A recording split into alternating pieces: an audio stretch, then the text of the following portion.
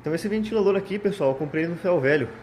Ele veio faltando a grade frontal, a hélice estava quebrada e a grade traseira também estava quebrada. Não tinha as peças originais. Esse aqui no caso ele é um VTX 40, né? Ele tinha hélice de 8 passos, tudo. E eu não tinha as peças originais, só tinha essas peças do Maxi Power 40, então acabei colocando nele.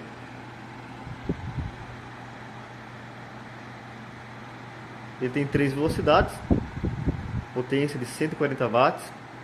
Esse que ele funciona em 127 volts.